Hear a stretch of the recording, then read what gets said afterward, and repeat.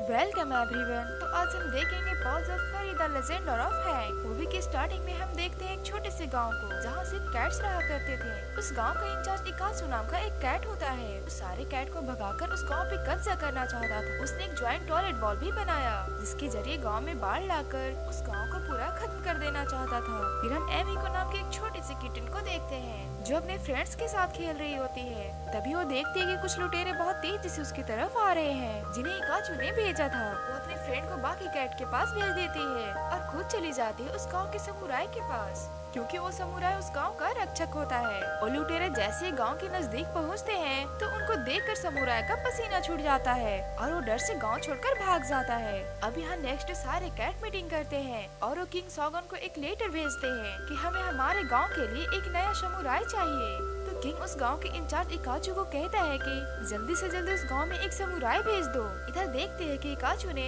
Hang नाम के एक डॉग को कैद कर लिया था क्योंकि उस गांव में डॉग का परमिशन नहीं था। बेचारा वो डॉग गलती से आकर फंस गया था और सब उसे मारने वाले थे। तभी इकाचू को एक आइडिया आता है। वो हैंक को नया समुराई बनाकर उस गांव में भेजने का प्लान करता है ताकि उसे देखते ही सारे कैट उसे मार डाले जो कि कानून के खिलाफ है। और उसे मारते ही इकाचू सारे कैट को अरेस्ट कर लेगा। हैंक जैसे ही उस गांव में पहुंचता है तो सारे कैट उसे मारने उसके पीछे पड़ जाते हैं। तभी उन्हें पता चलता है कि ये न्यू समुराई है लेकिन कोई भी उसे समुराई नहीं मानता। पर हैंक इस जॉब से काफी खुश था। इसके बाद जिम्बो नाम के समुराई से मिलता है। वो बताता है कि मैं यहाँ का नया समुराई हूँ। तभी वहाँ इकाचू के लुटेरे दोबारा से परेशान करने आ जाते हैं। इकाचू बार बार अपने गुंडों को भेजा करता था ताकि सारे कैट डरकर गांव छोड़कर भाग जाए। अब जिम्बो हैंक को कहता है तुम तो नया समुराई हो ना, तो जाओ इन लुटेरों का सामना करो। अब हैंक जैसे ही उन्हें रोकने जाता है पर बेचारा खुद ही मार खाकर आ जाता है। जिसके बाद वो बताता है कि मैं कोई समुराई नहीं हूँ पर मैं एक रियल समुराई बनना चाहता हूँ। वो बताता है कि मैं एक दफा खतरे में था, मुझे कुछ डॉग परेशान कर रहे थे,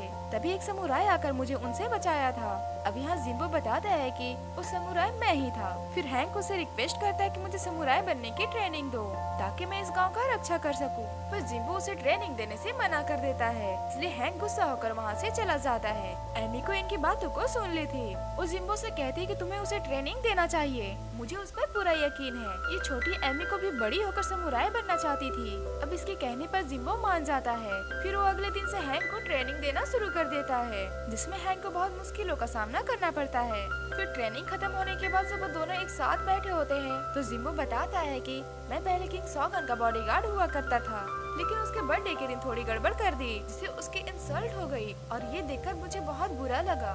मैं खुद ही जॉब छोड़ दिया। फिर अगले दिन ये दोनों ट्रेनिंग फिर से स्टार्ट करते हैं। इधर इकाचू अपना ज्वाइंट सूमो को गांव में भेज देता है जहां वो हर तरफ तबाही मचा देता है। हैंक कहता है कि हमें रोकना होगा लेकिन जिम्बो उसे मना कर देता है। इसीलिए वो छोटी सी एमी को बेचारे खुद ही उसे फाइट करने चली जाती है।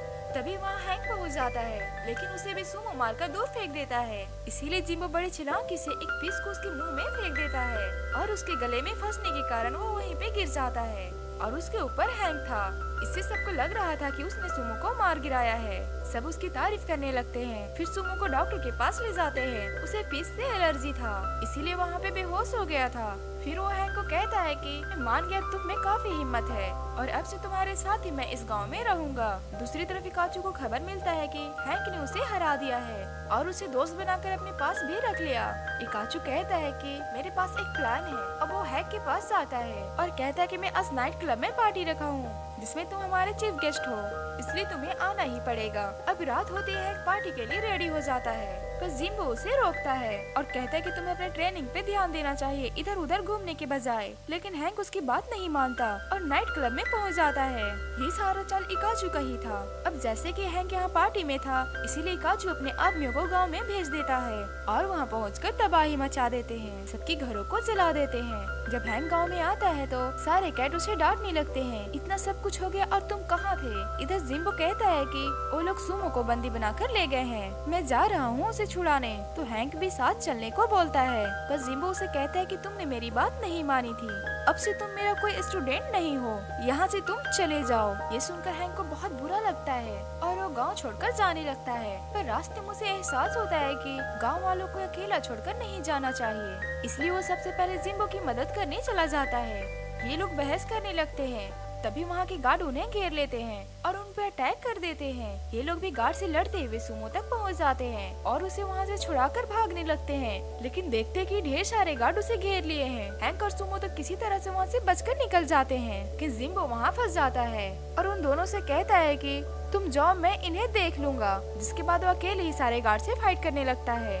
इधर हैंक और सुमो जब गांव में पहुंचते हैं तो वो देखती कि सारे कैट गांव छोड़कर जाने की तैयारी कर रहे हैं। वहीं हम काचू को देखते हैं जो हर जगह से गुंडों की आर्मी को इकट्ठा कर रहा था। दूसरी तरफ हैंक पूरे गांव वालों को समझाता है कि हमें ऐसे डरकर गांव नहीं छोड़ना चाहिए, हम मिलकर उनका सामना करेंगे, जिससे गांव वाले भी उसकी बात मान जाते हैं। फिर कुछ टाइम के बाद इकाचू के पूरे पलटन गांव में पहुंच जाते हैं। अब इन दोनों ग्रुप के बीच में बहुत ज्यादा खतरनाक फाइट होती है। अब इसी बीच किंग सॉगन अपने सैनिकों के साथ वहाँ पहुँच जाता है और सबसे पूछता है कि ये सब क्या चल रहा है, किस चीज के लिए तुम लोग लड़ाई कर रहे हो। तभी वहाँ जिम्बो भी पहुँच जाता है जो कि अब तक जिंदा था। वो सॉगन से बर्थडे खराब करने का माफी मांगता है, पर सॉगन कहता है कि अरे नहीं, वो तो मेरी जिंदगी का सबसे बेहतरीन बर्थडे थी, पर तुम अचानक से बिना बताए क्यों गायब हो गए थे। अब सॉगन इकाचू से पूछता है कि इस लड़ाई का रीजन बताओ। उसके कुछ कहने से पहले ही उसका असिस्टेंट उसका सारा पोल खोल देता है। इकाचू की सच्चाई सबके सामने आ गई थी। अब वो डर कर वहाँ से भागने लगता है। हैंक उसका पीछा करते हुए उसके पास पहुँच जाता है, जहाँ वो दोनों से ज्वाइंट टॉयलेट के ऊपर फाइट करने लगते हैं। पर इसी बीच जो टॉयलेट बॉल लीक हो जाती है। अब तो वहाँ से ढेर सारी पानी बाहर आने लगती है और सीधा गांव की तरफ जाने लगती है। जिम्बो और हैंक गांव में पहुंचकर सभी से कहते हैं कि अगर हमें गांव को बचाना है तो सबको मिलकर एक पानी के लिए रूट बनाना होगा, जिससे पानी गांव के साइड से होकर निकल जाए। अब ये सब खुदाई करने लगते हैं और इनका प्लान कामयाब भी हो जाता है, पर एमिको और उसके फ्रेंड गलती से पानी में फंस जाते हैं, जिन्हें बचाने के लिए गांव वाले और विलेंस की टीम मिलकर एक दूसरे को पकड़कर उन्हें पानी से बाहर ले आते हैं। अब हैंक की इस बहादुरी को देखकर सॉगन उसे गांव का ऑफिशियल समुराई बनाने का फैसला करता है, पर हैंक कहता है कि मैं पूरा ट्रेंड नहीं हूँ, पर मैं अपनी जगह एमिको को देना चाहूँगा, क्योंकि उसने इस गांव को बचाने के लिए बहुत कुछ की है। वो बहुत बहादुर है। एमिको को समुराई बना दिया जाता है और अब सब ठीक हो जाता है। इधर हैंक और जिम्बो दोबारा से अपना ट्रेनिंग स्टार्ट कर देते हैं। अब लास्ट सीन में देखते हैं कि इकाचू जेल में कैद है और इसी के साथ ये स्टोरी की एंडिंग हो जाती है। तो गाइस, अगर आपको हमारी वीडियो अच्छी लगी हो तो एक लाइक जरूर करना और चैनल को सब्सक्राइब करना तो बिल्कुल भी ना भूले। और ऐसे वीडियो देखने के लिए मेरे साथ बने रहे। Thanks for watching. मिलते हैं नेक्स्ट वीडियो में।